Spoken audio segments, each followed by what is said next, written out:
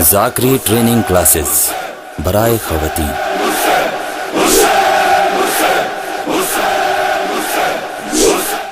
بانیان مجلس کی ذمہ داری۔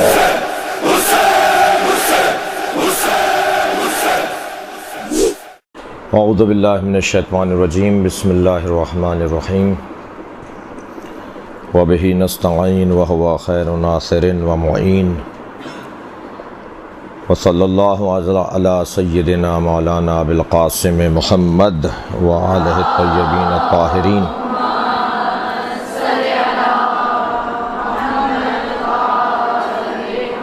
وآلہ الطیبین الطاہرین المعصومین، ولعنۃ اللہ علی اعدائہم اجمعین من یوم عداوتہم الی قیام یوم الدین، اما بعد۔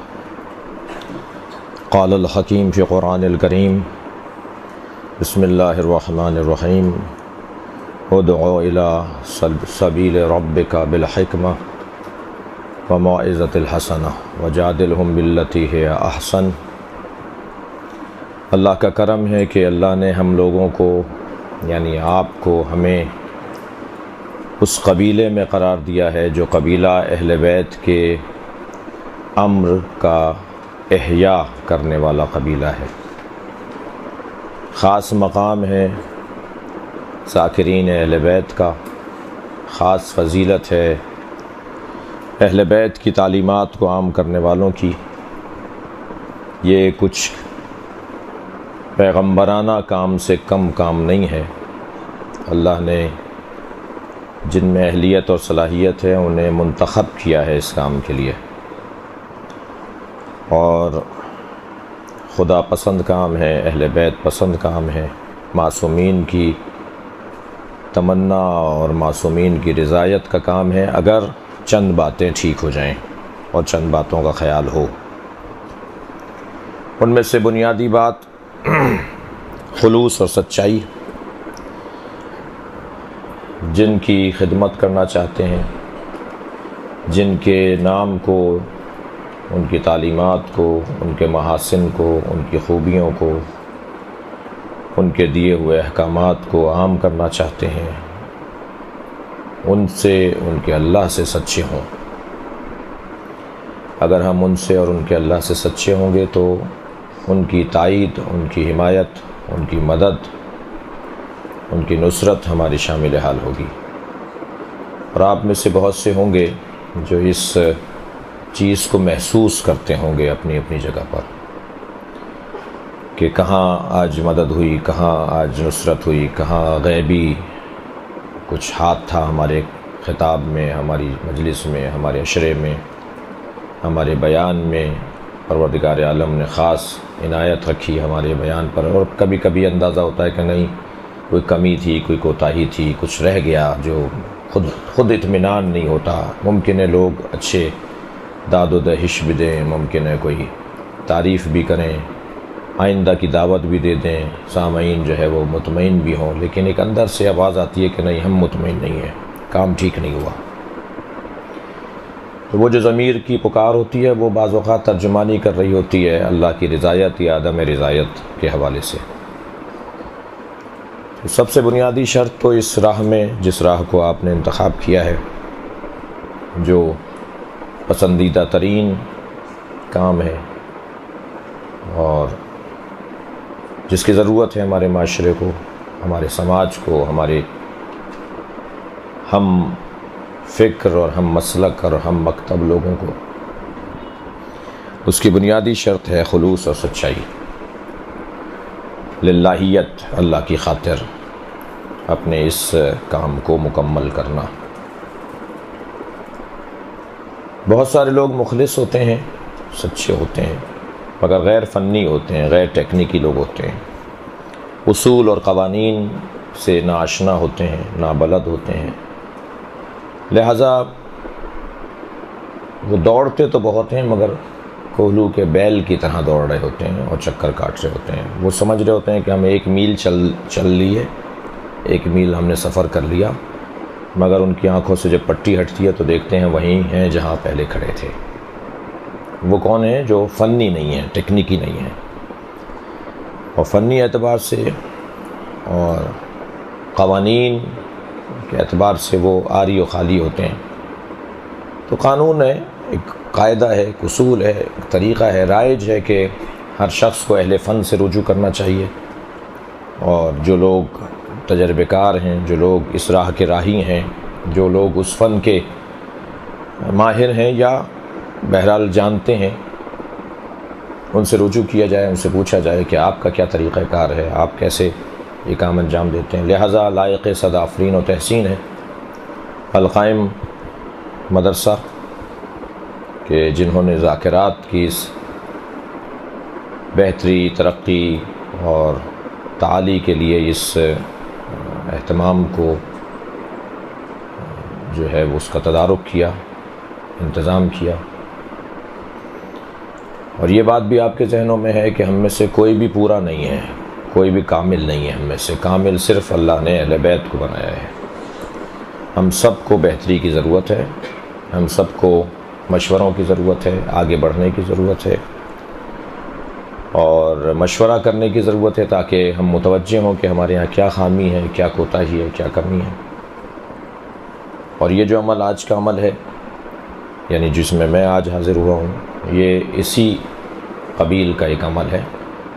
میں تو کم سے کم آپ میں سے اکثر کو، بلکہ شاید 99% کو، شاید 100% کو نہیں جانتا، یعنی میری کوئی پہلے کوئی آپ سے کوئی ملاقات نہیں ہے کہ جو میں یہ تجزیہ کر سکوں کہ کون کتنا تجربہ کار ہے اور کون کتنا جو ہے وہ کیا خامی اور کیا خوبی رکھتا ہے۔ لیکن اتنا طے ہے کہ مجھے بھی تقریباً 22 سال ہو گئے مکمل اشرے پڑھتے ہوئے، بلکہ اگر مجلس پڑھتے ہوئے کہیں تو میں 41 سال کا ہوں اور 6 سال کی عمر سے مجلس سے پڑھ رہا ہوں۔ تو کتنے سال ہو گئے؟ تقریباً 36 سال تو ہو گئے۔ تو 36 سال سے تو میں مجلس سے پڑھ رہا ہوں۔ تو اس کے باوجود بھی ہر مجلس کے بعد احساس ہوتا ہے کہ اور بہتر ہونا چاہیے، اور مطالعہ ہونا چاہیے، اور بہتر انداز سے بیان میں بہتری آنی چاہیے۔ لہٰذا ہم سب کو ضرورت ہے، ہم سب کو بہتری کی ضرورت ہے۔ تو آپ میں جو سینئر ہیں، آپ میں جو تجربے کار ہیں، آپ میں جو اساتذہ ہیں، میں ان کی شان میں اور ان کے مقام میں کوئی کوتاہی نہیں کرنا چاہتا، لیکن اتنا ضرور کہنا چاہتا ہوں کہ ہم سب طالب علم ہیں لحد تک۔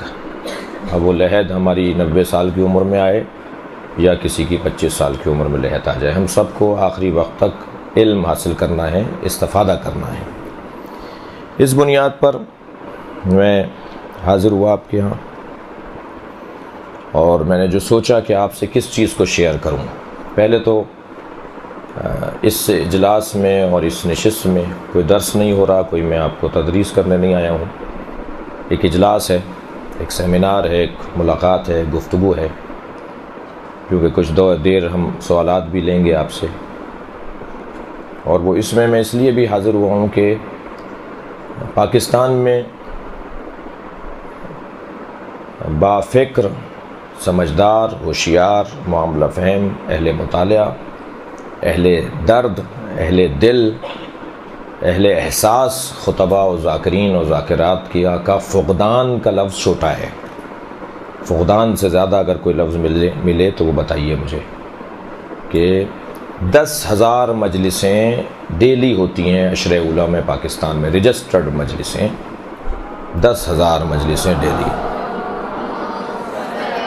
اور ان 10,000 مجلسوں میں ہمارے پاس 1,000 مطمئن کرنے والے ذاکر اور ذاکرات نہیں ہیں ہمارے پاس۔ 10,000 میں 1,000 نہیں ہے، یہ بھی میں نے آپ کو مبالغے میں کہا ہے۔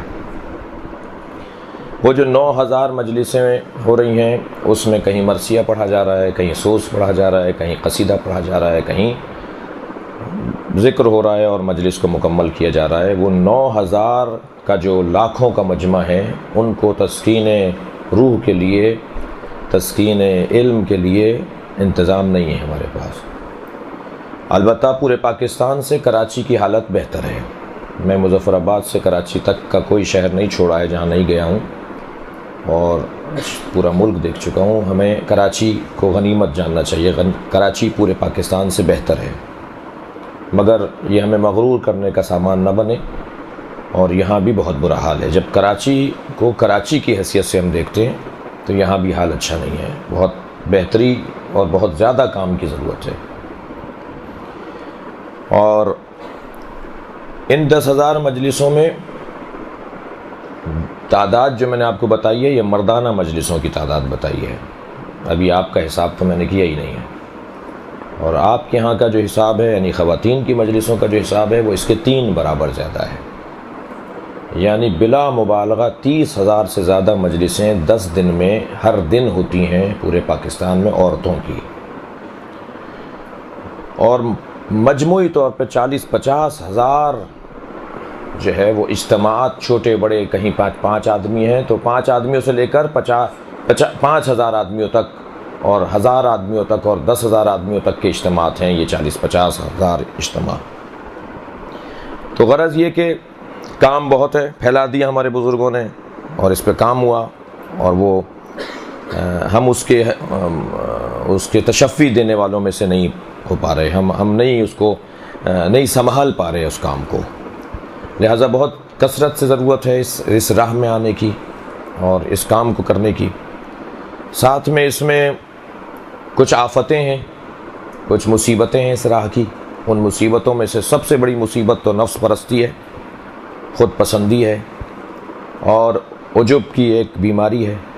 جب واہ واہ واہ واہ سبحان اللہ، نعرہ حیدری اور نعرہ صلوات لگتا ہے تو ایک مرتبہ اندر کا آدمی جو ہے وہ موٹا ہونے لگتا ہے، وہ نفس جو ہے وہ صحت مند ہونے لگتا ہے، وہیں سے غرور آنے لگتا ہے، وہیں سے خود پسندی اور اپنے آپ کو بڑا سمجھنے کا پہلو آنے لگتا ہے، دوسرے کو چھوٹا کرنے کا پہلو سامنے آتا ہے، پھر تبصرے ہوتے ہیں، پھر مزہ آتا ہے اس بات میں ان کی مجلس کیسی رہی، ہماری مجلس کیسی رہی۔ جب تک کوئی بتائے نہیں کہ کیسی رہی مجلس اس وقت تک نفس کو سکون نہیں ملتا، جب تک 4 آدمی ہمارے منہ پہ ہماری تعریف نہیں کر لیں ہمیں چین نہیں آتا، اور جب تک ہمارے مقابل پڑھنے والے کی 4 آدمی برائی نہ کر لیں تو ہم کبھی کبھی تو دکھاوے کے طور پہ کہہ دیتے نہیں کوئی اور بات کرو، مگر اندر سے ایک مرتبہ خوشی سی ہو رہی ہوتی ہے کہ نہیں ہماری مجلس اچھی رہی ہے، ان کی مجلس خراب ہو گئی۔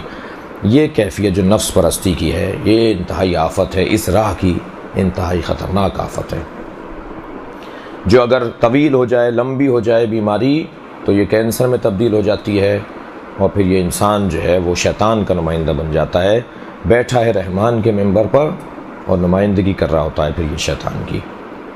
اس کی ایک آفتوں میں ایک آفت اس کی دنیا طلبی ہے، لفافہ ہے، نیاز ہے، نذرانہ ہے، جی گفٹ ہیں، ہدیے ہیں، تحفے ہیں، یہ اس کی آفتوں میں سے ایک آفت ہے۔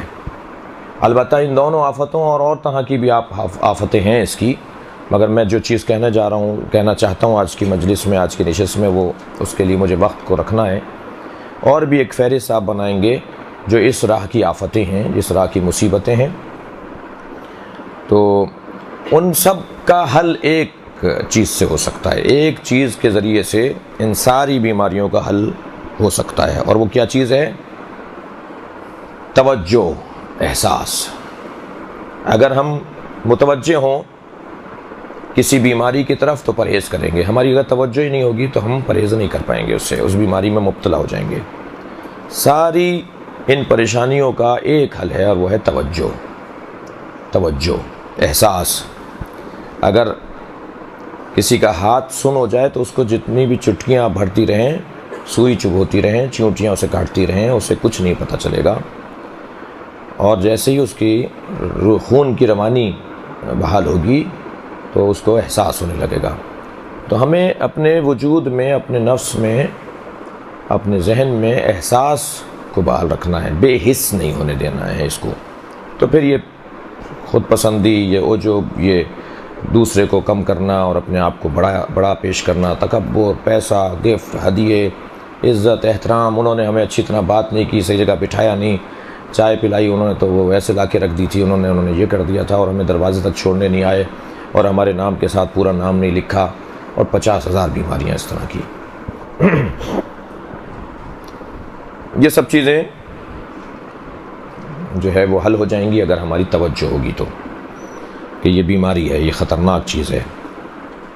بعض اوقات شیطان ہمیں چٹکی بھر رہا ہوتا ہے کہ آپ کو تو یہ نہیں سوچنا چاہیے لیکن انہیں تو سوچنا چاہیے، اور آپ کی ذمہ داری بنتی ہے کہ آپ لوگوں کو ہدایت دیں اور سمجھائیں، اور اس چکر میں وہ ہمیں بھی خراب کر دیتا ہے۔ ہم دوسرے کو صحیح کرنے تو بعد میں جائیں گے، پہلے ہم خود خراب ہو جاتے ہیں۔ تو غرض یہ کہ انتہائی خطرناک وادی ہے، اور ظاہر ہے خطرناک وادی ہے تو ثواب بھی اسی کے حساب سے ہے، فضیلت بھی اسی کے حساب سے ہے، اجر و ثواب اور مقام و منزلت بھی اسی کے حساب سے ہے۔ لہٰذا اس خطرناک وادی میں قدم رکھنے والے لوگوں کو خوش آمدید، مرحبا، آفرین، ہمت نہیں ہارنی ہے اور آستین اپنی لوٹ کر میدان میں مقابلہ کرنا ہے اپنے نفس کا بھی اور اپنے ماحول کا اور اپنے حالات کا۔ میں جو آج آپ کے سامنے اپنا ایک تجربہ میں آپ کو شریک کرنا چاہتا ہوں وہ ہے کہ مجلس کیسے تیار کی جائے، مجلس کو کیسے تیار کریں۔ پتہ نہیں آپ میں سے کتنے لوگ ہمارے بارے میں آگاہ ہیں کہ تبصرے اور تجزیے کے حوالے سے، لیکن ہم یہ سمجھتے ہیں کہ مجلس کو اگر زیادہ مؤثر بنانا ہے، اثر انداز ہونا ہے آپ کو سامع کے اوپر۔ اب ہم فنی بات کر رہے ہیں، پہلے وہ خطرناک باتیں ہم نے کر لیں، اپنے نفس کو پکڑنے سنبھالنے کی باتیں ہم نے کر لیں، اب ٹیکنیکی بات ہے۔ خلوص، سچائی کا انکار نہیں ہے، اس کے بغیر کام ہی نہیں ہوگا۔ پہلا زینہ، پہلی سیڑھی خلوص اور سچائی ہے، وہ اس سے ہم متوجہ ہیں اس کی طرف۔ اب دوسرا زینہ ہے فنی مسئلہ، ٹیکنیکی مسئلہ۔ کیسے؟ میں آپ کے سامنے اپنی کچھ چیزیں لے کر آیا ہوں۔ مثلاً اس طرح کی میرے پاس کوئی 30 ڈائریاں ہیں جو میں نے ہر مجلس لکھی ہے۔ پہلا پوائنٹ دے رہا ہوں آپ کو، لکھے بغیر مجلس تیار نہیں ہوگی۔ اس طرح کی کوئی 30 ڈائریاں ہیں میری، اللہ نہ کرے کسی کو معلوم ہو جائے اور وہ وہاں سے گم نہ ہو جائے کہیں۔ یہ لکھے بغیر آپ قید العلم بالکتاب، حدیث معصوم کی، اپنے علم کو قید میں لے آؤ، مقید کر لو کتاب کے ذریعے، لکھنے کے ذریعے۔ ہم نے نہج البلاغہ پہ ایک اشرا پڑھا تھا، تو تیاری کی تو خوف تھا کہ پتہ نہیں یہ میٹر ہمارا 10 دن میں پورا ہوگا یا کم نہ پڑ جائے کہیں، لیکن جب بیان ہوا تو وہ میٹر 15 مجلسوں کا تھا۔ ہم خوف میں تھے کہ یہ 10 مجلسوں کے لیے کم نہ پڑ جائے، لیکن جب بیان کرنے لگے تو وہ تقریباً 15 مجلسوں کا میٹر تھا جو ہم نے نہج البلاغہ کے عنوان سے نشتہ پار میں خطاب کیا تھا۔ یہ میرا جو ہے وہ تیسرا اشرا تھا، وہاں ہم نے 4 مسلسل اشرے پڑھے ہیں، تو وہ چھپ بھی گیا ہے اشرا نہج البلاغہ کا۔ نہج البلاغہ تفسیر قرآن کے نام سے وہ اس سال ابھی کچھ مہینے پہلے چھپ بھی گیا ہے۔ تو پہلی بات تو یہ کہ لکھیں، یہ ڈائریاں بنائیں اپنی، اور موضوعاتی ڈائریاں بھی بنا سکتے ہیں۔ دوسرے، اس طرح کے میرے پاس 4 بیگ ہیں،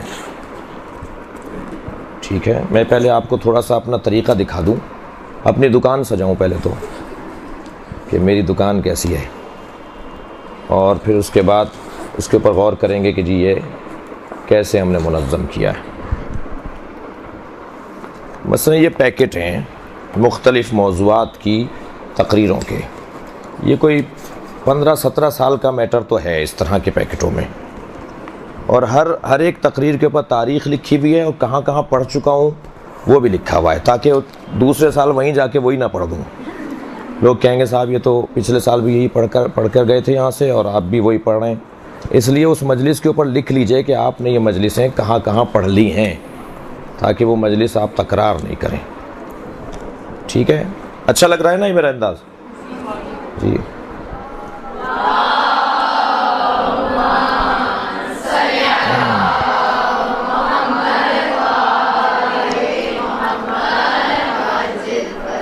مثلاً میں اب یہ پیکٹ ہے، اس میں نبی مکرم پر اور مولا علی پہ جو میں نے تقریریں کی ہیں ڈائری میں پہلے لکھی ہے، 3 مرحلے، ٹھیک ہے؟ 3 مرحلوں میں تقریر تیار کر رہے ہیں۔ پہلا مرحلہ کیا ہے وہ سن لیجئے، یہ تو تیسرے مرحلے کی، یہ تیسرا مرحلہ فائنل کا ہے۔ یہ پہلا مرحلہ کیا ہے؟ آپ نے طے کیا کہ آپ کو اشرا پڑھنا ہے، خمسہ پڑھنا ہے، فلاں جگہ مجلس سے پڑھنی ہے، فلاں موضوع پہ آپ کو تیاری کرنی ہے، تو آپ پہلے کم سے کم 5-8 کتابیں اس موضوع سے متعلق علیحدہ کرتی رہیں، ایک جگہ رکھ دیں لے جا کے۔ پھر جیسے جیسے وقت ملتا جائے ہائی لائٹر ہو آپ کے پاس، ایک ڈائری آپ کی ہو، اور بعض اوقات کتاب پر بھی یہ کام کیا جا سکتا ہے کہ کتاب کی جو جلد ہے یا اس کا جو ایک صفحہ ہے اس پر آپ نقطہ لکھیے کہ یہ نقطہ فلاں صفحے کے اوپر موجود ہے جو میرے کام کا ہے، جو میرے مطلب کا ہے، اور اسی کے ان صفحوں کے اوپر آپ نے ایک لسٹ بنا لی کہ اس پوری کتاب کا میں نے مطالعہ کر لیا ہے، اس میں میرے مطلب کی، میرے موضوع کا جو مواد ہے وہ 25 نقطے ہیں، اس کے اندر 25 پوائنٹ ہیں اس کے اندر جو میرے مطلب کے ہیں، وہ آپ نے اسی کتاب کے ایک صفحے کے اوپر رکھ لیا۔ اگر صفحہ علیحدہ سے بھی چاہیں تو اس میں آپ اس کو اسٹیپل کر کے اس کے ساتھ ہی رکھ دیں۔ پہلا مرحلہ تو کتاب شناسی ہے، تقریر کرنے کے لیے پہلا مرحلہ کتاب شناسی، کتابوں کی تلاش۔ مثلاً آپ تقریر کرنا چاہتی ہیں جی جناب فاطمہ زہرا کے فضائل، بی بی فاطمہ کے فضائل پر آپ تقریر کرنا چاہتے ہیں،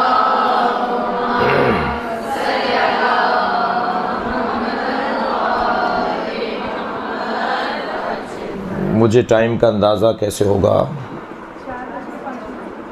4:05 ہو رہے ہیں، 4:30 بجے آپ میں سے کوئی اشارہ دے دے ہمیں، ٹھیک ہے؟ تو پہلا مرحلہ تو ہے کتاب شناسی کا۔ 4:30 بجے جان نہیں چھوڑوں گا، 4:30 بجے ہم سوالات کا دورانیہ شروع کریں گے، ٹھیک ہے؟ تو پہلا مرحلہ ہے کتاب شناسی کا۔ آپ نے ایک موضوع کے اوپر مثلا 5، 8، 10، 15، 20 آپ نے کتابوں کو علیحدہ کیا، اور اس کے بعد ہر ایک کتاب کا آپ نے مطالعہ کرنا شروع کیا۔ اور مطالعے کی موٹی 2 قسمیں ہیں، ایک مطالعہ ہے سرسری اور ایک مطالعہ ہے گہرا مطالعہ۔ آپ نے سرسری مطالعہ کر کے تو لسٹ بنا لی، آپ کو یہ معلوم ہو گیا کہ فلاں صفحے پہ میرے کام کی بات ہے، میرے مطلب کی بات ہے، مگر یہ مطالعہ کافی نہیں ہوگا۔ پھر اسی کتاب کو آپ دوبارہ پڑھیں گے جو گہرا مطالعہ ہوگا، اسے سمجھیں گے، اسے ہضم کریں گے، اس کا لطف لیں گے، اس کا ذائقہ چکھیں گے، وہ جو مطلب ہے۔ اور اس کے لیے آپ کو ایک کام یہ کرنا پڑے گا کہ جب آپ وہ پڑھ رہے ہوں تو اونچی آواز میں پڑھیں تاکہ آپ کے ذہن میں بھی بیٹھے اور آپ کو اس کا مزہ بھی آئے، اس نقطے کا مزہ آئے۔ پہلے آپ خود واہ واہ خود کریں اپنے اوپر، پہلے نعرہ آپ خود لگائیں اس کتاب کے لکھنے والے پر، پہلے آپ پسند خود کریں اس کو۔ جب تک آپ خود اس چیز کو پسند نہیں کریں گے، ہضم نہیں کریں گے، ایک ہمارے استاد تھے، وہ ایک اچھا جملہ کہتے تھے کہ اگر کسی کی کلاس میں کوئی شاگرد نہیں سمجھ پا رہا نا اس کی بات کو، تو سمجھیں استاد بھی خود نہیں سمجھا، اگر استاد نے صحیح سمجھا ہوتا تو سمجھا دیتا۔ تو پہلا مرحلہ ہے کتاب شناسی، دوسرا مرحلہ ہے سرسری مطالعہ، تیسرا مرحلہ ہے گہرا مطالعہ، اور گہرے مطالعے کے اندر ہی ہمیں اس کا لطف لینا ہے، اس نقطے کا مزہ لینا ہے۔ پھر آپ نے کیا کیا جی؟ آپ نے کتاب کا مطالعہ کرنے کے بعد ایک ڈائری تیار کی، ٹھیک ہے؟ ممکن ہے مثلا اس ڈائری میں شاید 3 اشرے ہیں، میرے 3 اشرے لکھے ہوئے ہیں، شاید 1-2 خمسے بھی ہیں، اور اس میں بھی ایسے 2، یہ ابھی ہم نے تازی متفرق مجالس کے لیے لکھا تھا۔ ایک شخصیت کا انتقال ہوا، ان کا چہلم تھا، انہوں نے کوئی 20-25 کتابیں لکھی تھیں، جناب مراد علی جعفری صاحب، مشہور ایک اہل قلم تھے ہماری ملت کے، ان کا چہلم میں مجھے پڑھنا تھا، بلکہ برسی پڑھنی تھی، چہلم میں ان کا نہیں پڑھ سکا تھا۔ تو ہم نے جی قلم اور تحریر کے اوپر تقریر تیار کی جی، کہ ایک شخص ہے جس کی خدمات قلم کے حوالے سے ہیں اور کتابوں کے حوالے سے ہیں، تو پوری ایک مجلس ہم نے تیار کی جس کا عنوان ہم نے رکھا قلم اور تحریر کی ضرورت اور فضیلت، ٹھیک ہے؟ آیت ہم نے لی نون والقلم وما یسطرون، اور اس آیت پر ہم نے غور کرنا شروع کیا کہ احادیث کیا ہیں، اور پھر ان احادیث سے نکات نکالنے ہیں، اور پھر آیت کے اوپر غور کرنا ہے۔ مثلا قرآن کہہ رہا ہے کہ نون والقلم وما یسطرون، نون قسم ہے قلم کی اور ان سطروں کی جو اس قلم کے ذریعے سے لکھی جاتی ہیں، تو یہ قلم کی اللہ قسم کھا رہا ہے۔ تو اب آپ غور کریں کہ اللہ نے کہاں کہاں قسمیں کھائی ہیں، تو آپ ایک فہرست بنا لیجئے کہ جی قرآن میں اللہ نے یہ 15 یہ 20 یہ 25 قسمیں کھائی ہوئی ہیں، ان میں سے ایک قسم قلم کی کھائی ہے اللہ نے۔ تو بس وہ جیسے اور چیزیں اہمیت کی حامل ہیں، ایسے قلم بھی اہمیت کا حامل ہے۔ سطروں کی اللہ قسم کھا رہا ہے، تو یہ کون سا قلم ہے، یہ کون سی سطریں ہیں جس کے بارے میں اللہ قسم کھا رہا ہے، اس پہ آپ غور کریں، خود آیت کے الفاظ پر غور کریں، حدیث آپ نے کوئی تلاش کی ہے، حدیث کے الفاظ پہ غور کریں۔ مثلا قال رسول اللہ المؤمن اذا مات وترك ورقة واحدة علیہا علم تکون تلک الورقۃ یوم القیامہ سطرا فیما بینہ وبین النار۔ مثلا قلم پر ہم تقریر تیار کرتے ہوئے ہم نے ایک حدیث تلاش کی۔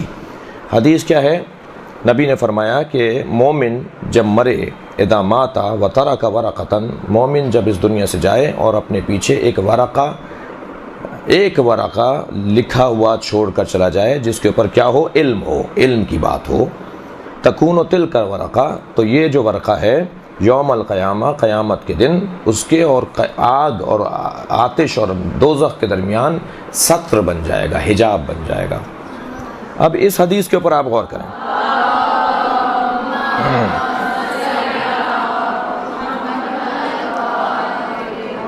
تو احادیث پر آپ اس کے الفاظ پر غور کریں. ٹھیک ہے، ترکا ورقتن واحدہ، ایک ورقہ کی بات ہو رہی ہے، پوری کتاب کی بات نہیں ہو رہی. ایک ایک لفظ پہ جب آپ غور کریں گے آپ کے سامنے نکات آنے لگیں گے، اس کے جو ہے پہلو آنے لگیں گے.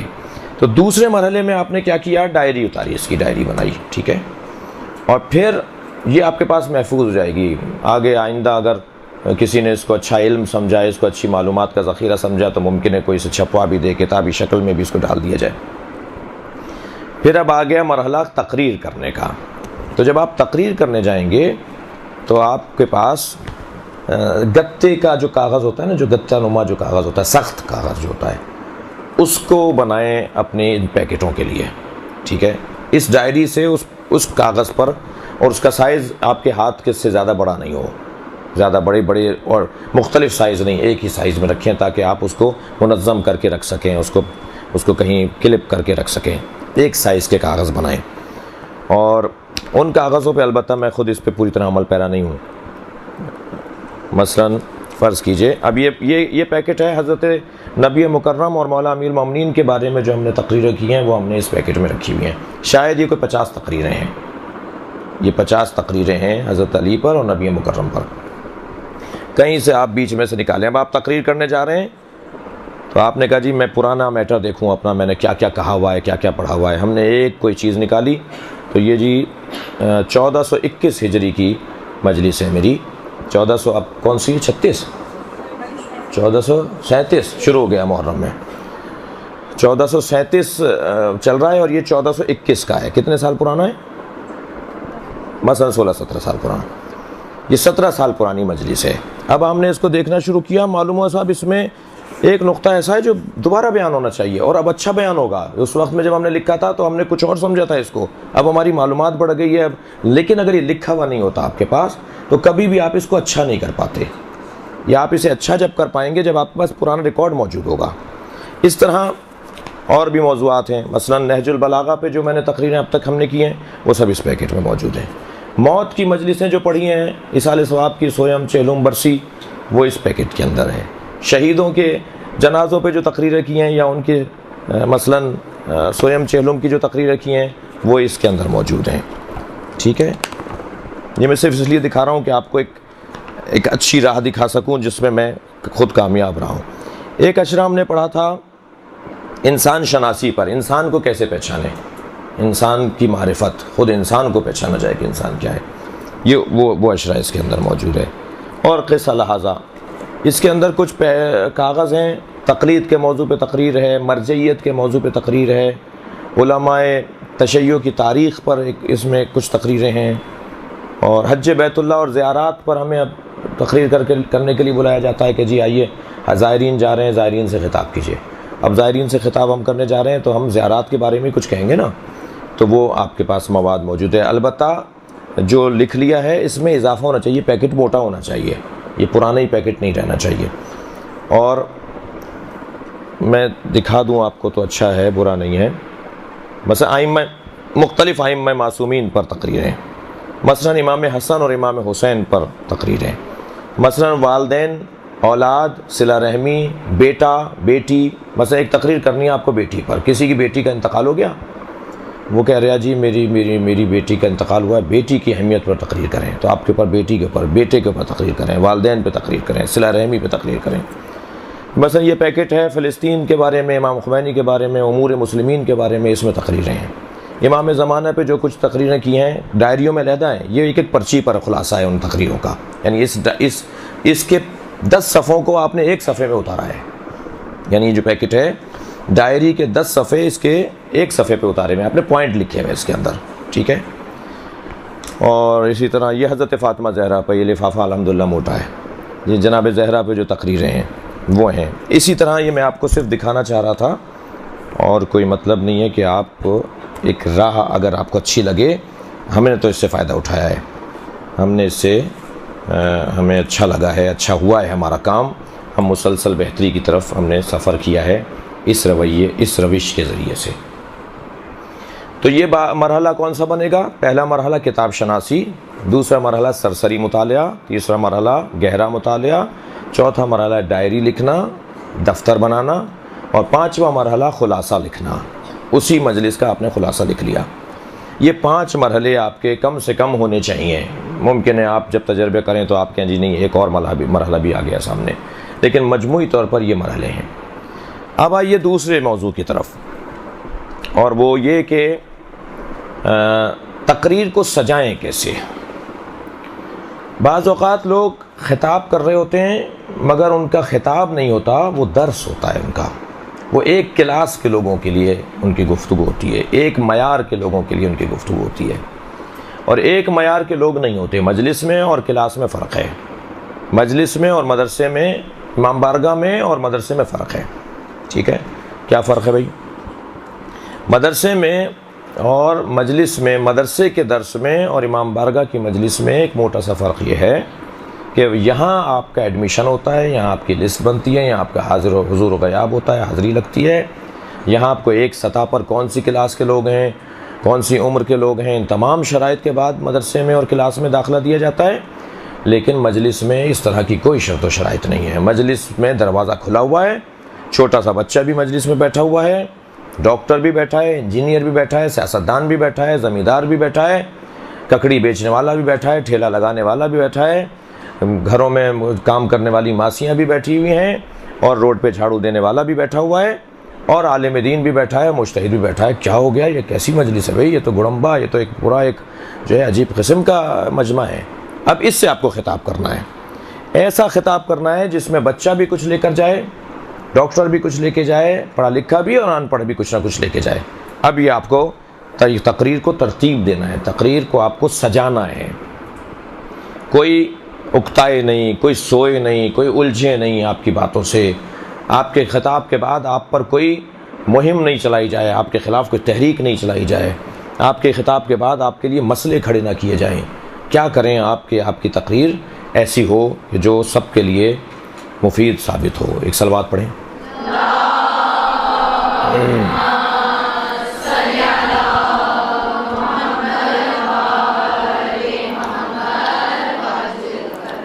اس کا ایک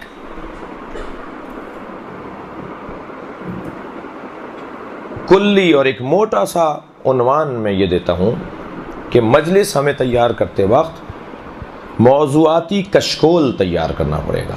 کشکول کا لفظ سنا ہے آپ نے؟ جو فقیر جس سے مانگتے ہیں نا، جس میں ٹکے اور سکے جمع کرتے ہیں اور ہر شخص اس میں کچھ نہ کچھ ڈالتا رہتا ہے۔ ایک تو یہ کشکول ہوتا ہے کہ فقیر جب دروازہ، اب تو نہیں ہے وہ، اب تو رواج اس کا کم ہو گیا، شہروں میں تو کم دکھائی دیتے ہیں دروازوں پہ کشکول لے کر آنے والے، لیکن بہرحال جہاں ہے اب بھی تو وہ کشکول لے کر آتا ہے۔ ایک دروازے سے اسے دال ملتی ہے وہ ڈال دیتا ہے اس میں، بعد والے دروازے میں گیا وہاں سے اسے دودھ ملا وہ بھی ڈال دیا اس میں، اور بعد والے دروازے پہ گیا اس میں وہاں سے اس کو مثال کے طور پہ جو ہے وہ گوشت کا سالن ملا وہ بھی اس نے ڈال دیا، اور بعد والے پہ گیا روٹی ملی وہ بھی اس نے ڈال دی اس میں، ایک اور دروازے پہ گیا اس میں دلیا ملا وہ بھی ڈال دیا اس نے، ٹھیک ہے۔ ایک گلی کے کونے سے اس گلی کے دوسرے کونے تک وہ جب جائے گا تو 15 قسم کی غذائیں ملی اسے، سب اس نے اس میں ڈالنا شروع کر دی۔ تو اب کیا بنے گا؟ یہ ممکن ہے کھانے والے کے لیے کوئی لذیذ چیز نہ بنے، لیکن علمی دنیا میں اگر آپ اس کو کشکول بنا لیں گے، اپنی تقریر کو موضوعاتی کشکول ہے، چیز کھانے کی، کوئی چیز پھینکنے کی نہیں ہے، کوئی چیز سڑی بھی نہیں ہے، کوئی چیز فاسد نہیں ہے ساری چیزیں کھانے کی۔ اگر علمی دنیا میں آپ اپنے تقریر کو موضوعاتی کشکول بنا لیں گے تو ہر شخص اپنے مطلب کی چیز بھی وہاں سے لے کے اٹھے گا، اور آپ کے ہاں تنوع ہوگی، آپ کے ہاں جاذبیت ہوگی آپ کے بیان میں۔ آپ کا ایک بیان کسی کو ہنسائے گا تو دوسرا بیان فوراً رلائے گا، پھر فوراً دوسرا بیان جو ہے وہ کسی کو تسلی دے گا تو تیسرا بیان کسی کو پریشان کرے گا۔ اتنی تنوع ہوگا، اتنا نو طرح طرح کی باتیں ہوں گی، قسم قسم کی آپ کے ہاں ایک گھنٹے میں مطالب اور پیغامات ہوں گے کہ آپ کی مجلس جو ہے وہ لوگ کہیں گے یہ گھنٹہ گزر گیا، یہ تو ابھی ہم نے ابھی شروع ہوئی تھی تقریر، یہ تو 1 گھنٹہ گزر گیا۔ اور بعض اوقات آپ جہاں آپ کو پابندی نہیں ہوگی ٹائم کی، آپ خود دیکھیں گے کہ ہم نے 1.25 گھنٹے تقریر کر لی اور کسی کو احساس تک نہیں ہوا. یہ وہ تقریریں ہوتی ہیں کہ جو کشکول، موضوعاتی کشکول، غیر موضوعاتی کشکول نہیں ہونے چاہیے. موضوعاتی کشکول جس میں شعر بھی ہو، جس میں لطیفہ بھی ہو، جس میں واقعہ بھی ہو، جس میں آیت بھی ہو، جس میں حدیث بھی ہو، جس میں ممبری ادب کے مطابق جو ہے مذاق بھی ہو، مزاح بھی ہو. جو ممبر کا ادب، ممبر کے مذاق علیحدہ ہوتے ہیں، ممبر سے کیے جانے والے مزاح جو ہیں وہ علیحدہ ہیں، ان کا ایک معیار ہے اپنا، ان کی اپنی ایک زبان ہے، ان کی اپنی ایک تہذیب ہے. اس میں مزاح بھی ہو، اس میں لطیفہ بھی ہو، اس میں تاریخ بھی ہو، اس میں شعر بھی ہو، اور جو ہے یہ اس انداز سے آپ نے ایک کشکول تیار کیا. اب کیا اس کو ترتیب دیں کہ نہیں صاحب، جب ہم تقریر کریں گے تو پہلے آیت ہوگی، پھر حدیث ہوگی، پھر واقعہ ہوگا، پھر تاریخ ہوگی؟ نہیں، ایسا نہیں کریں، ایسا نہیں کریں. کشکول میں آپ نے جتنی غذائیں ڈالیں پھر ان کو مخلوط کر دیں، ان کو مخلوط کر دیں. غیر منظم موضوعاتی نکات آپ بیان کریں، غیر منظم. ایک مرتبہ توقع ہی نہ ہو کسی کو کہ یہاں ایک مرتبہ کو لطیفہ سنایا جائے گا، اور آپ نے ایک مرتبہ علمی لطیفہ وہاں سنا دیا اور آپ نے محفل کا رنگ جو ہے کچھ دیر کے لیے تبدیل کر دیا، اور پھر آپ نے ایک دم مرتبہ ایک واقعہ سنانا شروع کر دیا. تو موضوعاتی کشکول بنائیں. اب مثلا ہم نے ابھی پچھلے دنوں کو ایک تقریر تیار کی تھی،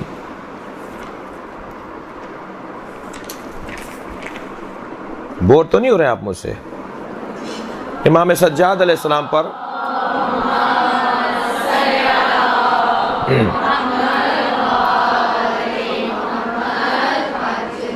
مثلا امام زین العابدین علیہ السلام پہ ہم نے تقریر تیار کی.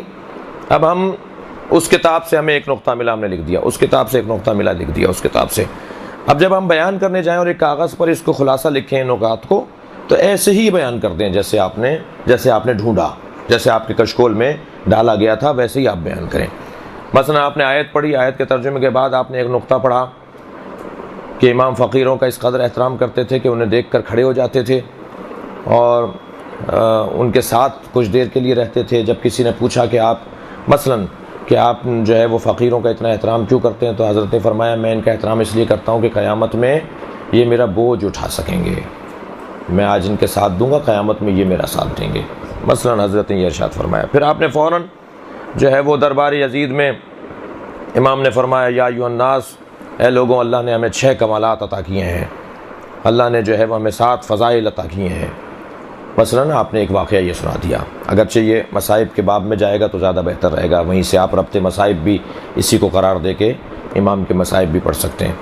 مثلاً آپ نے کہا کہ جی امام نے اپنی زندگی میں 4 طریقے اپنائے تھے، امام کے 4 مشغلے تھے اپنی زندگی میں. آپ جو ہے وہ مجالس اعظام منعقد کرتے تھے، امام کی زندگی میں کوئی دن نہیں گزرا جس دن ان کے گھر میں مجلس نہ ہوئی ہو. 36 سال تک امام کے گھر میں ہر دن مجلس ہوئی ہے، مجالس کرتے تھے امام. دوسرا، دعاؤں کے ذریعے آپ نے لوگوں کو ہدایت دی. تیسرا، آپ لوگوں کے مسائل و مشکلات کو حل کرتے تھے، غریبوں مسکینوں کے کام آتے تھے. چوتھا یہ کہ آپ نے ایک دینی مدرسہ قائم کیا اپنے گھر کے اندر، غلام اور کنیز خریدتے تھے، ایک وقت میں 30 غلام، ایک وقت میں 40 کنیزوں کو آپ خریدتے تھے، انہیں حدیث سکھاتے تھے، انہیں دینی پیغامات دیتے تھے، اور پھر چھوٹی چھوٹی باتوں پہ انہیں آزاد کر کے مبلغ بنا کر آزاد کر دیتے تھے. تو آپ نے ایک انداز سے اپنے گھر میں ایک مدرسہ بھی بنایا ہوا تھا. مثلا میں نے ایک مثال دی کہ آپ ایک غیر مربوط ایک مسلسل بحث، دیکھیں مدرسے کے اندر تو تسلسل سے بحث ہوتی ہے، گفتگو ہوتی ہے، ایک متن ہے، پہلے آپ یہ بات کریں گے، پھر یہ کریں گے، اگر یہ نہیں کریں گے تو وہ سمجھ میں نہیں آئے گی، وہ نہیں کریں گے تو وہ سمجھ میں نہیں آئے گی. یہ ہے درسی انداز، یہ ہے مدرسے کا ایک نصاب کو پورا کرنے والا، کہ پہلا باب اگر نہیں پڑھا تو دوسرا باب جو ہے سمجھ میں نہیں آئے گا، دوسرا باب نہیں پڑھا تو 5واں باب سمجھ میں نہیں آئے گا. نہیں، یہ مجلس ہے، یہ درس نہیں ہو رہا، یہ کلاس نہیں ہو رہی، یہ جو ہے وہ کوئی نصاب پورا کرنے کا یہاں مقصد نہیں ہے. یہاں جو ہے وہ امتحان دینا اور نمبر لینا اور پیپر دینے کا کوئی مقصد نہیں ہے. یا سیدھی آپ کو معارف منتقل کر رہے ہیں. اور چونکہ سامع آپ کا مختلف ہے، ایک جیسا سامع نہیں بیٹھا، مختلف ذہن کے لوگ ہیں، مختلف معیار کے لوگ ہیں، لہٰذا آپ کو بیان میں بھی اپنے تنوع رکھنا ہے، نو رکھنا ہے، مختلف قسموں کی چیزوں کو پیش کرنا ہے. اس انداز سے جب آپ چلیں گے تو آپ کے بیان میں جاذبیت آ جائے گی، لوگ آپ کے بیان کو فنی طور پہ پسند کرنے لگیں گے، آپ بھی مطمئن ہوں گے کہ آپ نے بہت اچھی اچھی باتیں لوگوں تک پہنچا دیں اور اچھا بھی رہا، پسند بھی کیا گیا۔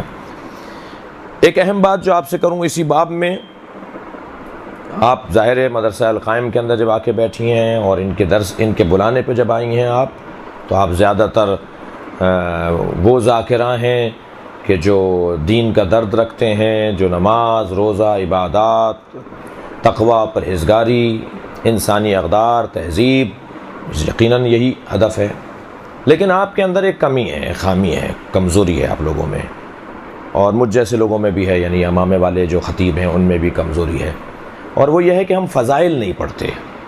میں 70% کی بات کر رہا ہوں، آپ کی نہیں کر رہا، آپ 30% میں ہیں، اس لیے ناراض نہیں ہوئیے گا مجھ سے۔ 70% ہمارے ہاں جو ذاکرات مدرسوں سے پڑھ کے نکلتی ہیں، جو مدرسوں سے پڑھ کر علماء کرام باہر آتے ہیں اور وہ ممبر پر جانا چاہتے ہیں، خطاب کرنا چاہتے ہیں، 70% ہم لوگ فضائل اہل بیت پر غور نہیں کرتے۔ ہم ڈنڈا ہاتھ میں لیے ہوئے ہوتے ہیں، ہم ایک دن میں سب کو مسلمان اور پکا متقی و پرہیزگار بنانا چاہتے ہیں، ہم چند دنوں میں ہی اور چند تقریروں میں ہی انقلاب اسلامی ایران کو پاکستان میں لانا چاہتے ہیں۔ ہمارے بڑے بڑے آفاقی اور آسمانی جو ہیں وہ آرزوئیں ہیں اور ہماری خواہشیں ہیں، اور اس چکر میں ہمیں پھر وہ مقام نہیں ملتا جو نعرہ حیدری دھڑا دھڑ لگوانے والی ذاکرہ کو ملتا ہے، اور واہ واہ سبحان اللہ اور ایک جو شور شرابے اور ایک رونق والی مجلس پڑھنے والی کو ملتا ہے یا پڑھنے والے کو ملتا ہے، وہ آپ کو مقام نہیں مل پاتا، آپ بڑے ممبروں تک نہیں جا پاتے۔ میں 70% کی بات کر رہا ہوں، آپ کی نہیں کر رہا، بار بار مجھے ڈر بھی لگ رہا ہے، ٹھیک ہے۔ 70% یہی مشکل ہے ہماری مدرسے سے پڑھی ہوئی خواہران اور مدرسے سے پڑھے ہوئے علماء کرام برادران میں، یہ بہت بڑا نقص ہے۔ قرآن میں ایک مرتبہ اللہ نے اپنے حبیب سے کہا ہے کہ تبلیغ کرو، وہ ہے ولایت علی کی تبلیغ، بلغ ما انزل الیک من ربک، اے میرے حبیب پہنچاؤ وہ چیز جو تم تک پہنچائی گئی ہے۔ صرف ایک دفعہ بلغ کا صیغہ استعمال کیا اللہ نے، حکم واجب کر کے جو اللہ نے اپنے حبیب سے کہا کہ تبلیغ کرو، تو وہ ولایت علی کی تبلیغ ہے۔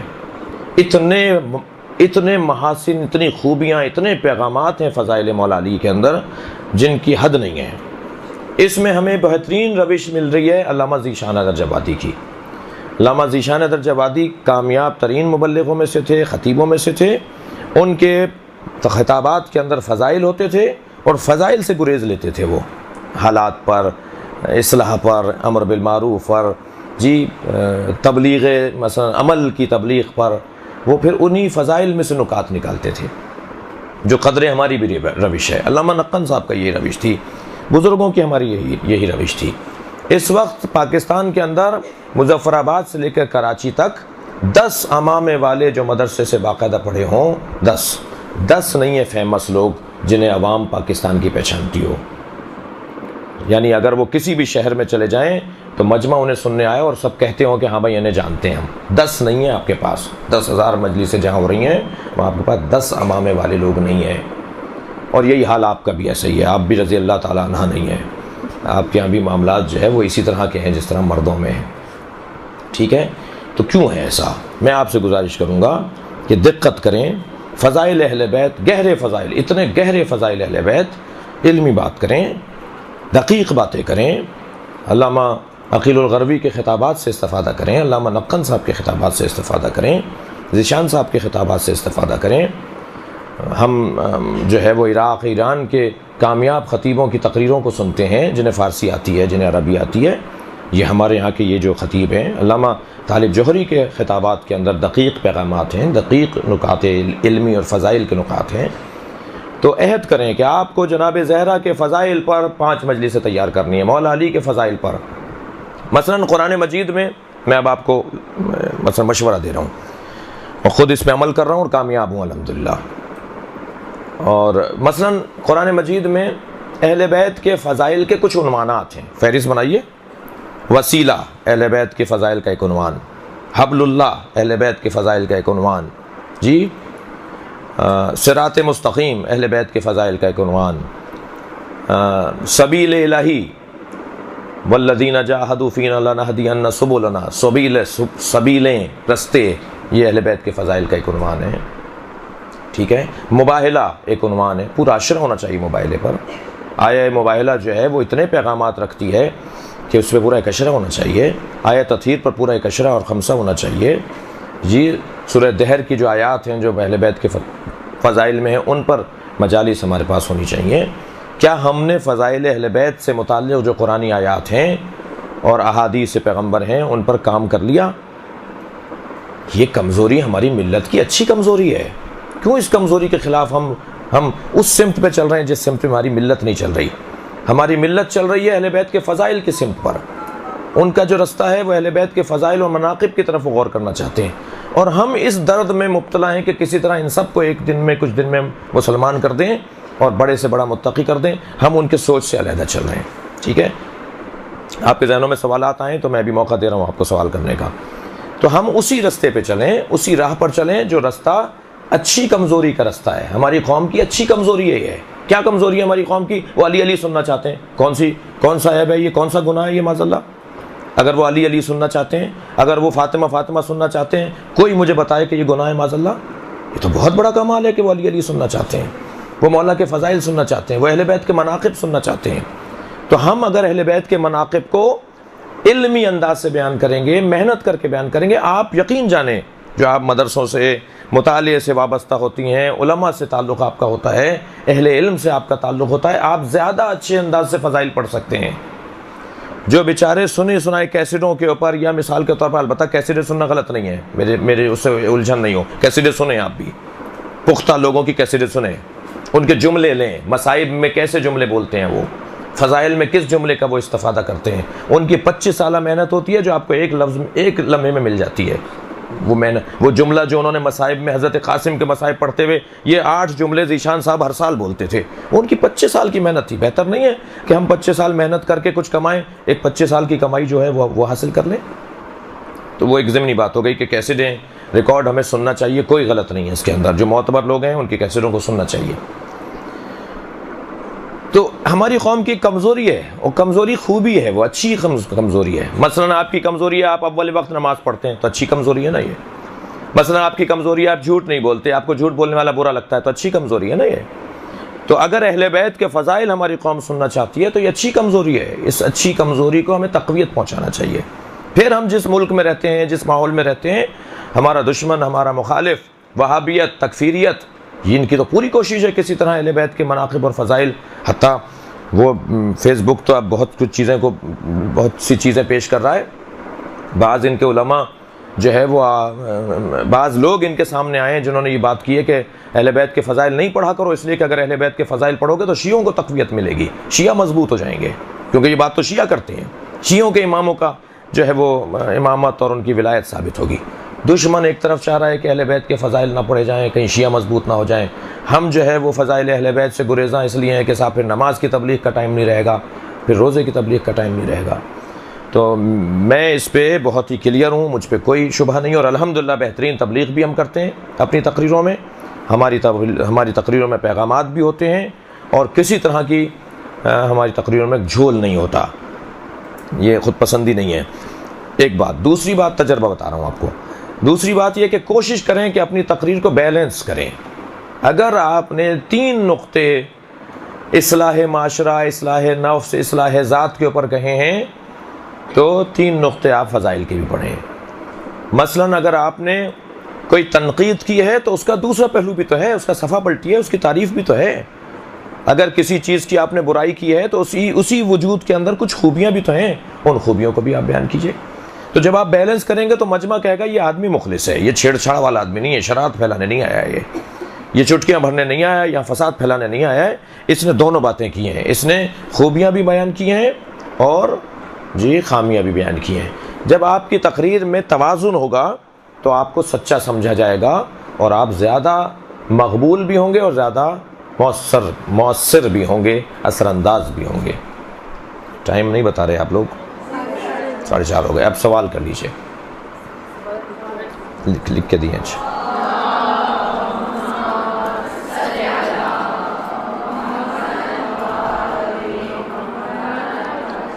سوال فرما رہے ہیں کہ آپ کی کوئی کتاب جس میں سے ہم مجلس جمع کر سکیں. میری 2 مجلسوں کی کتابیں چھپ چکی ہیں. ایک شخصیت کا کردار جو اب نہیں مل رہی، یعنی ختم ہو گئی ہے بازار سے، دوبارہ چھپائیں گے. دوسری ہے نہج البلاغہ تفسیر قرآن، وہ ہے دستیاب ہے، یہاں آپ کی انچولی میں بھی ہے، باب العلم میں بھی ہے، اور جگہوں پر بھی ہوگی.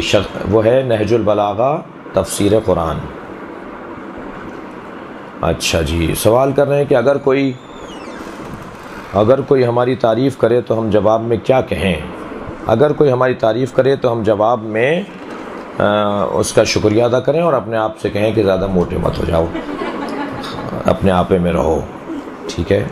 اس کا شکریہ ادا کریں کیونکہ جو تعریف کر رہا ہے وہ آپ سے بہرحال مخلص ہے، اچھا ہے آپ سے. دوران مجلس لوگ تو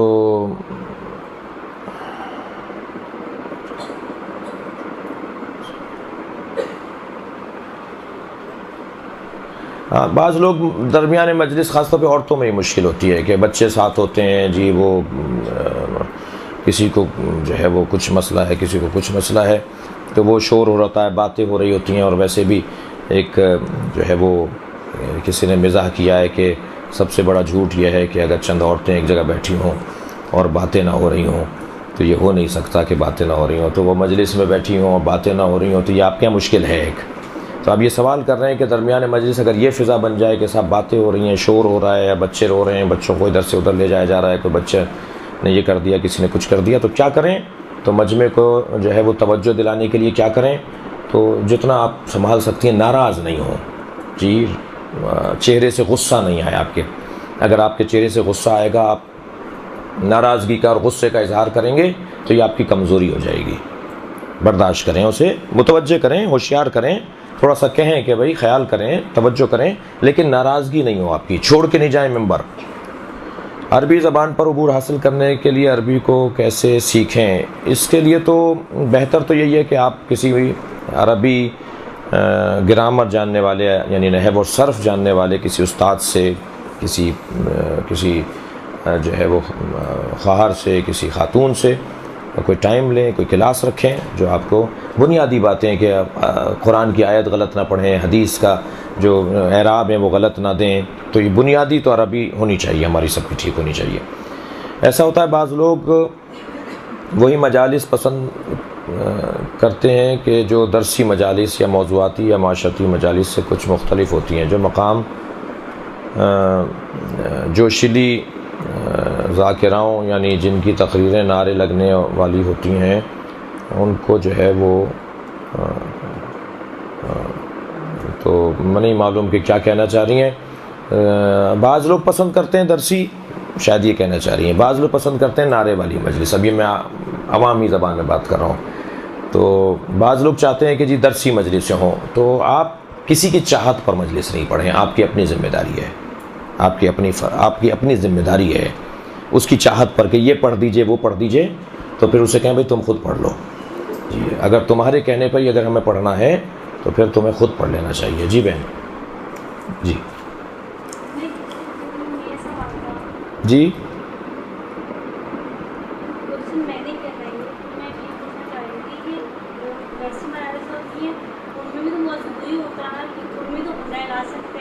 جی بالکل بالکل، بہت اچھا ہے، بہت اچھا ہے. البتہ دیکھیں ایک حد سے زیادہ کوئی بھی چیز ہوگی وہ اچھی نہیں ہوگی. مثلا نعرے زیادہ ہوں گے وہ بھی اچھے نہیں ہیں، نعرے بالکل نہیں ہوں گے وہ بھی اچھے نہیں ہیں. ٹھیک ہے، یہ مجلسوں کا حصہ ہے، یہ رونق، صلوات، نعرہ، یہ مجلسوں کا حصہ ہے. اس کے خلاف کوئی باتیں نہیں ہونی چاہیے ہمارے یہاں. جی جی، میں یہ کہہ رہا ہوں اس کو متوازن کریں. ٹھیک ہے، مثلا 1 گھنٹے کی تقریر میں صرف ایک چیز کو نہیں بولیں یا ایک موضوع کو نہیں بولیں، کشکول بنائیں اس کو، دوسری چیزوں کو بھی اس میں شامل کریں. ممبر کے مزاح کیسے ہوتے ہیں، موضوعاتی کشکول میں کیا کیا چیزیں شامل کریں اور کیسے کریں، میرے خیال سے بتا دیا میں نے. ممبر کا مزاح کیسے ہوتا ہے، مثلا ممبر کا مزاح کوئی میں کر کے دکھاتا ہوں آپ کو. مثلا ممبر کا مزاح کیسے ہوتا ہے، کہنے لگے کہ جی وہ صندوق صدقے کا ڈبہ رکھا ہوا تھا، تو ایک صاحب نے صدقے کا صدقے کے ڈبے میں کچھ پیسے ڈالے، پیسے ڈال کے جیسے ہی روڈ کراس کرنے لگے تو ایک گاڑی نے ٹکر مار دی، انہوں نے مڑ کے ڈبے کو دیکھنا شروع کیا، تو ایک اور صاحب اس میں کچھ ڈال رہے تھے تو انہوں نے آواز دے کر کہا بھائی مت ڈالو، یہ کام نہیں کر رہا۔ مسئلہ یہ ایک مزاح ہے، مگر ممبر کا مزاح ہے اور مؤدب بات ہے، کوئی ایسی بات نہیں ہے کہ جس پہ کہا جائے کہ غیر مہذب ہو گئے تھے۔ اور کشکول تو میں نے بتا دیا نا آپ کو کہ آپ ایک موضوع کے اوپر مختلف چیزیں، شعر بھی ہو، واقعہ بھی ہو، مثلا ممبر کا مزاح بھی اگر لا سکتے ہیں تو وہ بھی ہو، آیت بھی ہو، روایت بھی ہو۔ اچھا، سوال فرما رہے ہیں کہ حکایت اور روایت میں کیا فرق ہے؟ روایت اور حکایت کبھی کبھی تو ایک ہی چیزیں ہیں، اور حکایت ایک عمومی چیز ہے، سعدی شیرازی کی حکایات، جی مثال کے طور پر ملا ہادی سبزواری کی حکایات، بہار الانوار سے حکایات۔ اور روایت جب ہم کہتے ہیں تو وہ اس سے مراد جو ہے ایک سلسلہ سند کے ساتھ ایک پیغام جو ائمہ کا پیغام ہے وہ مراد ہوتا ہے۔ حکایت کے لیے کسی کتاب کا نام بتائیں۔ فارسی میں تو بہت کتابیں ہیں، ہم نے ایک کتاب تیار کی تھی ذاکراؤں کے لیے اور ذاکرین کے لیے، وہ ہم نے تقسیم کر دی تھی، اب وہ نہیں ہے ہمارے پاس، اور وہ 50 موضوعات ہم نے بنائے تھے، ہر موضوع پر 5 آیتیں، 5 حدیثیں، 5 واقعات، 5 لطیفے، یعنی علمی لطیفے۔ وہ 50 موضوعات پر 50 موضوعات یہ نام تھا کتاب کا، جو ہم نے اب سے 3 سال پہلے ذاکراؤں کو، یہ جب زینب فاؤنڈیشن کی طرف سے اہتمام ہوتا تھا اس وقت ہم نے دی تھی، پتہ نہیں آپ میں سے کسی نے کوئی یہاں نہ مجھے مل جائے کہ جی ہمیں نہیں ملی تھی اس وقت میں، جی دوبارہ چھپائیں گے اس کو، جی ہاں 50 موضوعات کے نام سے ہم نے 50 گویا تقریریں ہی تیار کی تھی وہ۔ تو فارسی میں تو ایک 10 جلدوں میں کتاب ہے الوقایہ والحوادث کے نام سے، 7 جلدوں میں الوقایہ والحوادث، اس میں موضوعاتی واقعات ہیں اور اچھا ممبر کے حوالے سے مفید چیز ہے۔ جی نہیں، وہ کیونکہ چھپوائی تھی کسی نے کہ بھئی تقسیم کریں، تو وہ کیونکہ بیچنے کی اور فروخت کرنے کی تو تھی نہیں، اس لیے وہ مارکیٹ میں نہیں ہے۔ مصائب امام زین العابدین طالبات نے سننے کی خواہش ظاہر کی ہے، امید ہے غور فرمائیں گے۔ اچھا، سوال فرما رہی ہیں، فارسی میں سوال کیا ہے، اچھا لگا ہمیں، کہ مجلس پڑھتے وقت جب مصائب پڑھ رہے ہوتے ہیں تو خود ذاکرہ جو ہے اگر نہ رو رہی ہو تو لوگوں کو ہوتا ہے کہ یہ خود بھی رو رہی ہیں یا نہیں رو رہی، تو میں سمجھتا ہوں کہ بعض اوقات تو یہ کیفیت جو ہے آپ کو مجلس پڑھنے میں رکاوٹ بن جائے گی، آپ کا گلا بیٹھنے لگے گا، آپ کا گلا، آپ کے الفاظ اس میں گھٹنے لگیں گے اور آپ اچھے مسائل نہیں پڑھ پائیں گے۔ البتہ بعض اوقات تو آپ کے ہاتھ میں نہیں ہوتا، آپ کے بس کی نہیں ہوتا، جیسے عاشورہ کے دن، جیسے شب عاشور کی مجلسیں، جیسے خاص شہادت کی تاریخ کی مجلسیں، اس وقت حالت بہت غیر ہو رہی ہوتی ہے، تو ایک حد تک گریہ آپ کے اوپر بھی اس کا ہونا چاہیے، لیکن اگر آپ خود بھی گریہ کریں گے تو مجلس کو آپ متاثر نہیں کر پائیں گے۔ گریے میں بھی میں جو ہے وہ آپ کو ایک آپ کو مشورہ دوں گا، اور وہ یہ کہ مصائب کے حوالے سے ایک مشورہ دوں گا، اور وہ یہ کہ مصائب میں ٹیلی گرافی باتیں ہیں، جیسے آپ نے فضائل میں نکات لکھے نا 5 نقطے، ایسے ہی مصائب میں بھی نقطے علیحدہ کریں۔ اگر آپ نے ایک ہی واقعے کو کھینچ کر 20 منٹ میں پڑھا، اس سے زیادہ اثر جب ہوگا کہ جب آپ 5 باتوں کو 2 جملوں میں بیان کرتے ہوئے چلے جائیں، اس کا بہت زیادہ اثر ہوتا ہے سننے والے پر۔ فضائل اہل بیت کی کتابیں دیکھیں، علامہ ذیشان احمد جوادی کی ساری کتابیں آپ کے پاس ہونی چاہیے، ذکر و فکر آپ کے پاس ہونی چاہیے، محافل و مجالس آپ کے پاس ہونی چاہیے، اصول و فروع آپ کے پاس ہونی چاہیے، علامہ ذیشان احمد جوادی کی تفسیر آپ کے پاس ہونی چاہیے، جو انہوں نے ترجمہ و تفسیر، مختصر تفسیر انہوں نے کی ہے، قرآن جو ان کا ترجمہ ہے ذیشان صاحب کا، اس میں بعض جگہ تفسیری نکات بھی انہوں نے دی ہیں، بہت مفید چیز نکل آتی ہے اس کے اندر سے، وہ آپ کے پاس ہونی چاہیے۔ علامہ طالب جوہری کے جتنے اشرے چھپے ہیں وہ سب آپ کے پاس ہونے چاہیے، علامہ عقیل القربی کے جتنے اشرے چھپے ہیں وہ سب آپ کے پاس ہونے چاہیے جی، اور نقن صاحب کے جتنے بھی اشرے ہیں وہ سب آپ کے پاس ہونے چاہیے، اور معجم المفہرس آپ کے پاس ہونی چاہیے، قرآن کی آیت ڈھونڈنے کی جو کتاب ہے وہ آپ کے پاس ہونی چاہیے معجم المفہرس، یہ ایک کتاب ہے جو آیت ڈھونڈنے کی کتاب ہے. آپ کو ایک موضوع پہ 5 آیتیں چاہیے. البتہ اس سے ڈھونڈنے کے لیے بھی مشق اور سیکھنے کی ضرورت ہے، کسی استاد کی ضرورت پڑے گی پہلے آپ کو. جب آپ کو نکالنا آ جائے گا تو پھر تو آپ کو ضرورت نہیں رہے گی. معجم میم عین جیم میم، معجم المفہرس، الف لام میم فے ہے رے سین، المفہرس. کتابوں میں مشہور ذاکرین کی بنی بنائی مجالس ہوتی ہیں. کیا ہمیں انہیں الفاظ بالفاظ پڑھ سکتے ہیں؟ کوئی عیب نہیں ہے، البتہ نقل کے لیے عقل چاہیے، تھوڑا سا اپنا بھی ملا دیجئے اس میں. اور اگر پوری کی پوری پڑھ دیں گے تو جب ہم مجلس پڑھ رہے ہوتے ہیں تو لاؤڈ اسپیکر لگے ہوتے ہیں اور آواز نامحرم کے کانوں میں جا رہے ہوتے ہیں. تو اس حوالے سے کیا ہے، نامحرم کی مترنم آواز جو ہے نا، یعنی ترنم والی آواز نامحرم کے کان میں جانا حرام ہے. لیکن آپ کا خطاب اگر نثری انداز میں ہے اور ترنم میں، مگر مصائب میں آپ کے یہاں ایک مشکل ہے عورتوں میں کہ آپ کے یہاں مصائب جو ہے وہ مردوں سے ہٹ کر خود بخود مترنم ہو جاتے ہیں. خود بخود آپ کھینچ کے مصائب پڑھ رہی ہوتی ہیں، جس کے نتیجے میں وہ آواز آپ کی وہ ترنم والی ہو جاتی ہے. تو ترنم کی آواز نامحرم کے کان میں جانا حرام ہے، مگر یہ کہ مرثیہ یا نوحہ مل کر عورتیں پڑھ رہی ہوں جس میں مشخص نہ ہو رہی ہو آواز، تو وہ اس کے لیے پھر کوئی چھوٹ مل جائے گی، کوئی گنجائش مل جائے گی. السلام علیکم. وعلیکم السلام. ایک خطیب بولنے کے لیے یا خطابت کے فن میں، ایک خطیب اسے کہا جائے اور یا اس کے خطابت کے فن میں کوئی کمی ہو تو وہ کیا کرے؟ مشق کرے، محنت کرے اور تیاری بہتر کرے. کوئی بھی پیدائشی طور پر کچھ لے کر نہیں آتا. محنت ہوتی ہے، مشقت ہوتی ہے، سنجیدگی ہوتی ہے اپنے کام سے، وہ انسان کو ترقی عطا کر دیتا ہے. اگر دوران مجلس کوئی ذاکر مولا علی کے فضائل بیان کرتے ہوئے مولا کو اللہ کے مرتبہ پر لے جائے تو اس کے دوران مجلس، اس کو دوران مجلس روکنا واجب ہے؟ جی آپ کم سے کم اس مجلس سے اٹھ جائیے، زیادہ سے زیادہ ٹوک دیجیے. کم سے کم تو یہ ہے مجلس سے اٹھ جائیے. وہ مجلس نہیں ہے جس مجلس میں شرک یا کفر ہو رہا ہو، وہ مجلس نہیں ہے. اور بعض اوقات یہ جو خطیب ہیں، یہ جو ذاکر یا ذاکرہ ہیں، خود متوجہ نہیں ہیں. یہ سمجھ رہے ہیں کہ ہم نے کوئی ایسی بات نہیں کی، کیا ہوا انہیں؟ تو متوجہ بھی کریں، انہیں سمجھائیں کہ آپ کی یہ بات قابل اعتراض تھی. اب آپ اپنی حیثیت دیکھیے اس وقت میں.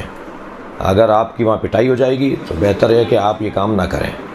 اور اگر آپ کے 4 حمایتی وہاں مل جائیں گے اور آپ کا ساتھ دینے والا کوئی ہے وہاں، تو پھر آپ بتائیے، وہاں پر بولیے. لیکن کیونکہ امر بالمعروف کی شرائط پر پھر غور کیا جائے گا کہ امر بالمعروف کے کچھ شرائط ہیں، ہر جگہ ہر بات کرنے کی نہیں ہے، الٹا نہیں ہو جائے کہیں قصہ. اس لیے اگر آپ دیکھ رہے ہیں کہ نہیں، آپ نے دیکھا سب میں کہ 5 آدمی ہمارے مطلب کے ہیں، آپ نے اشارہ کیا بولو، ٹھیک ہے، تو کوئی عیب نہیں ہے، بولیں. جی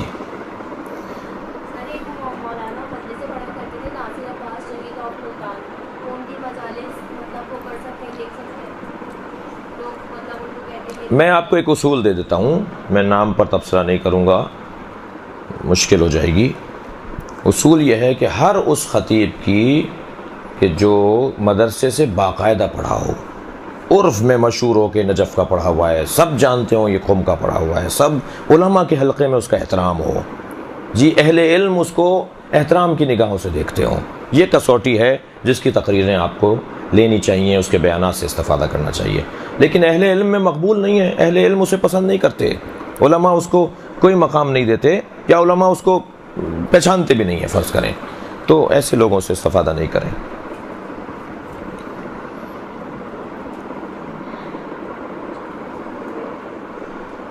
دیکھیں ویب سائٹ پر تو ہماری مجالس آپ سرچ کریں، شہنشاہ حسین نقوی لکھیں تو شاید 85 مجلسیں آ جائیں. سوال کر رہی ہیں کہ کوئی ایسی جگہ جہاں ساری مجلسیں ہوں، تو حسینیہ.com پہ بہت سی ہیں، اور نام لکھ کر بھی آپ سرچ کریں گے تو لوگوں کی تقریریں نکل آتی ہیں. تحریر و قلم کے حوالے سے جو آپ نے اپنی قیمتی کاوش دکھائی، کیا یہ مجلس کہیں ریکارڈ کی گئی ہے؟ اگر یہ مجلس ریکارڈ نہیں تو کیا میٹر چھپ چکا ہے؟ نہیں، مجھے لگتا ہے اس دن کوئی ریکارڈ بھی نہیں کر رہا تھا. بہت ساری تقریریں جو بہت قیمتی ہوتی ہیں بعض اوقات، مگر وہ ریکارڈ نہیں ہوتی ہیں.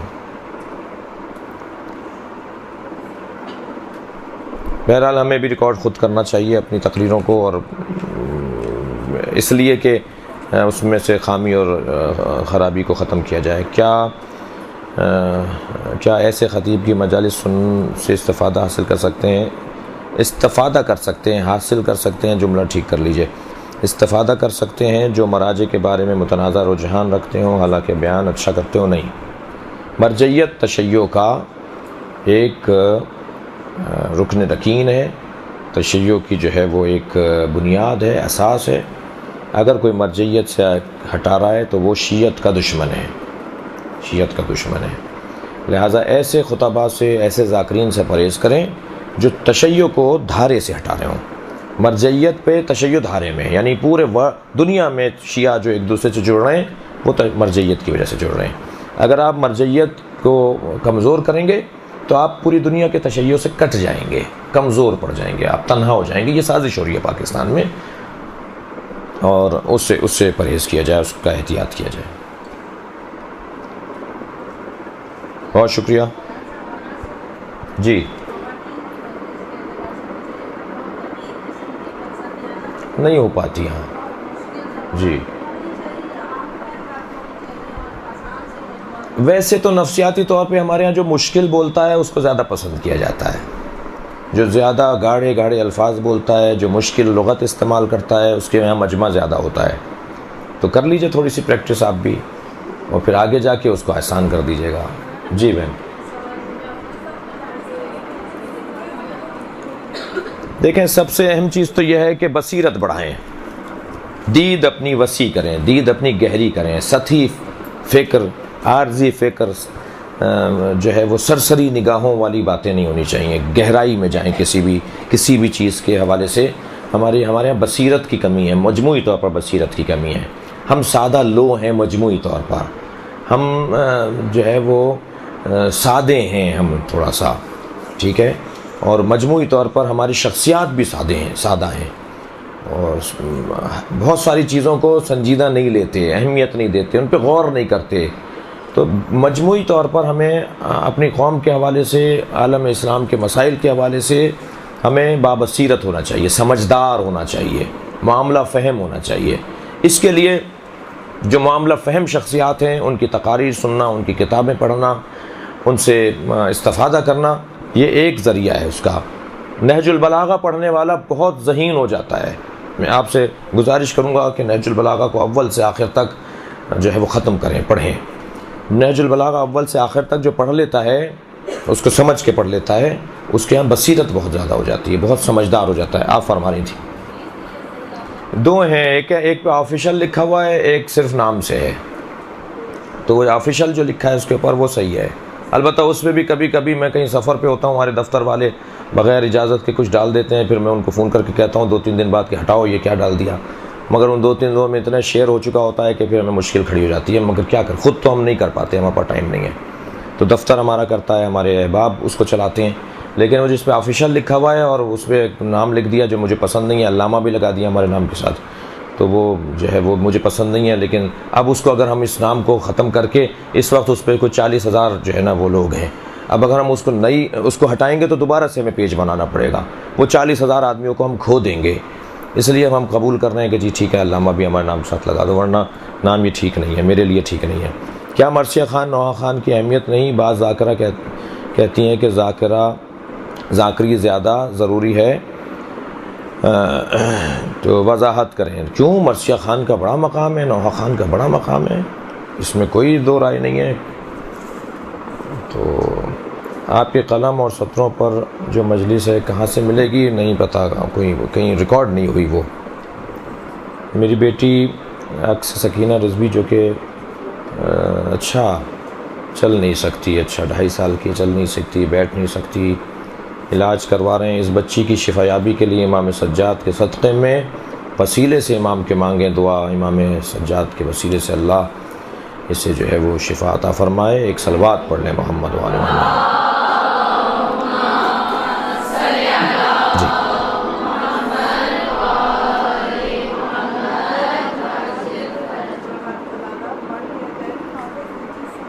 نہج البلاغہ کی شرح ہمارے پاس اردو میں نہیں ہے، اور نہج البلاغہ کو بغیر شرح کے پڑھنا یہی مشکل لائے گا جو آپ نے بھی بیان کیا. کہ بہت ساری چیزیں اس کا سیاق سباق، اس کے سیاق و سباق، اس کی تاریخ، اس کا پس منظر، اس کا ماحول ہمیں نہیں پتہ ہوتا کہ مولانا نے یہ خط کیوں لکھا تھا، کیا معاملات تھے۔ تو ہم باب العلم کے اندر، دارالتحقیق کے اندر نہج البلاغہ کی 15 جلدوں میں شرح لکھ رہے ہیں۔ البتہ آیت اللہ مکارم شرازی کی جو شرح ہے اس شرح کا ترجمہ کر رہے ہیں اور اس میں کچھ اضافے بھی کر رہے ہیں۔ تو 3 جلدیں امید ہے محرم بعد پہلی 3 جلدیں چھپ کر آ جائیں گی، تو وہ کم سے کم ذاکروں کو اور ذاکراؤں کو وہ کتاب جو ہے وہ امام زین العابدین علیہ السلام کے مصائب جو ہے وہ ایک اعتبار سے سب سے زیادہ ہیں، یعنی امام کو اللہ نے خاص امام سے امتحان لیا ہے، اور اللہ کا کام بھی بڑا منفرد اور مختلف ہوا کرتا ہے۔ اللہ امتحان جب لیتا ہے تو مزاجوں کے مطابق امتحان لیتا ہے۔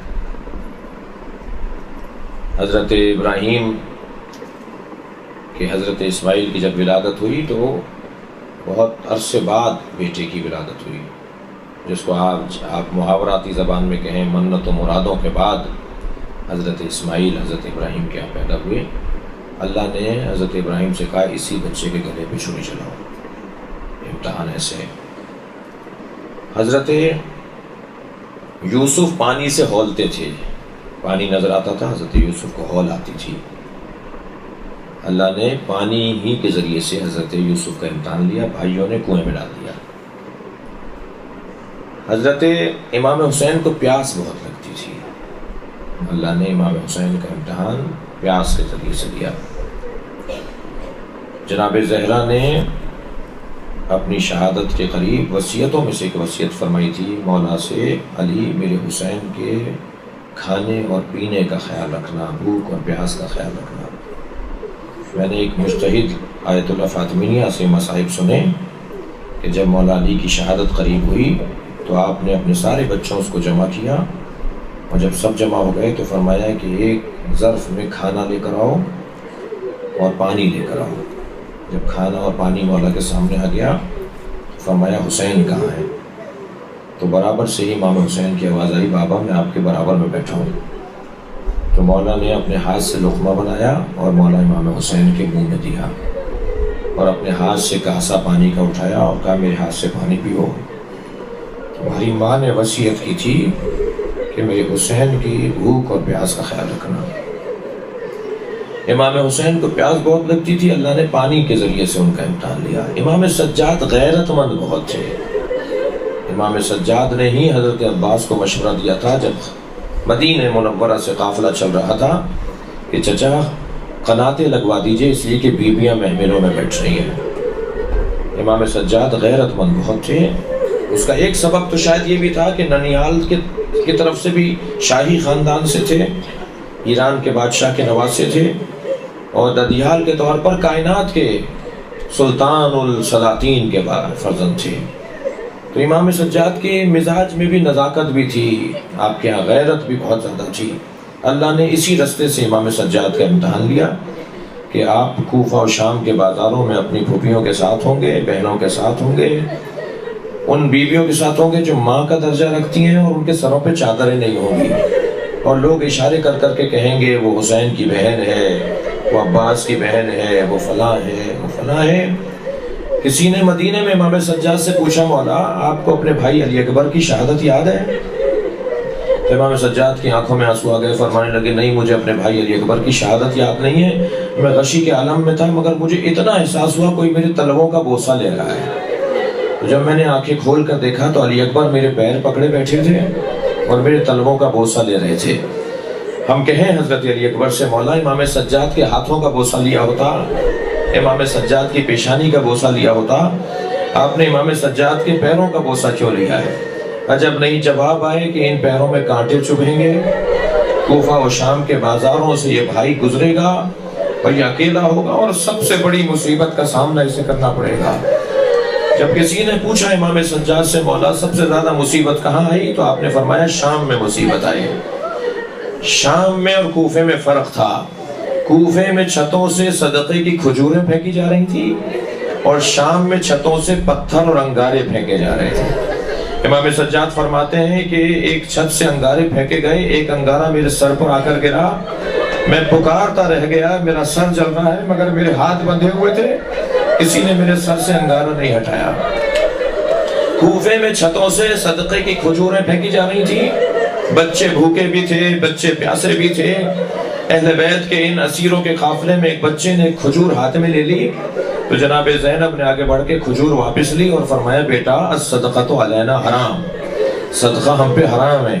تو ایک عورت چھت پہ کھڑی سن رہی تھی، وہ اتر کر آئی اور بی بی سے آ کے کہنے لگی صدقہ تو اہل بیت پہ حرام ہے، آپ کا تعلق کیا ہے اس جملے سے؟ میری بی بی نے فرمایا تو اہل بیت کو پہچانتی ہے؟ کہنے لگی ہاں اہل بیت کے فرد فرید حسین ابن علی ہیں۔ بی بی نے فرمایا کیا حسین کی بہن کو پہچانتی ہے؟ کہنے لگی ہاں زینب کبریٰ کو میں پہچانتی ہوں۔ تب میری بی بی نے فرمایا وہ نو کے نیزے پر حسین کا سر ہے اور خود میں تیرے سامنے زینب کبریٰ کھڑی ہوں۔ الا لعنت اللہ علی قوم الظالمین فسيعلم الذين ظلموا۔ يا مولاي